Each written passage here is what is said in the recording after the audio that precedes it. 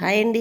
కందిపప్పుతోటి పొట్టలు చేద్దాము. కందిపప్పు చిన్న గ్లాస్ తోటి 2 గంటల ముందు కందిపప్పు నానబెట్టుకొని నీరంతా తీసేసి 2 ఎండుమిర్చి, ఒక పావు స్పూన్ ధనియాలు, పావు స్పూన్ జీలకర్ర, ఒక 5, 6 మిరియాపు గింజలు వేసుకొని కొద్దిగా సాల్ట్ వేసుకొని కోర్స్గా గ్రైండ్ చేసుకోవాలండి. ఇంకా వాటర్ వేయకుండా ఆ ముద్దను పక్కన పెట్టుకొని వేరే ప్యాన్ పెట్టుకొని 2 స్పూన్లు ఆయిల్ వేసి 4 ఎండుమిరపకాయలు మన కారం తగినట్టుగానే ఒక 2, 3 ఎండుమిరపకాయలు, కొంచెం కరివేపాకు వేసి 2 మీడియం సైజు ఉల్లిపాయలు వేసి చిన్న ముక్కలు కట్ చేసుకోవాలండి. వేసుకొని గోల్డెన్ బ్రౌన్ వరకు వేయించాలండి. అవి వేగిన తర్వాత ఉప్పు, పసుపు వేసి వేగిపోయిన తర్వాత ఈ కందిపప్పు ముద్ద రుబ్బుకున్నాం కదండి, ఆ ముద్ద కూడా వేసి చక్కగా ఈ ఉల్లిపాయ ముక్కలు ఈ కందిపప్పు ముద్ద బాగా కలిపి పొట్టలిలాగా విడివిడిగా అయిపోద్దండి, పొడి పొడిలాడుతూ వేగిపోద్ది.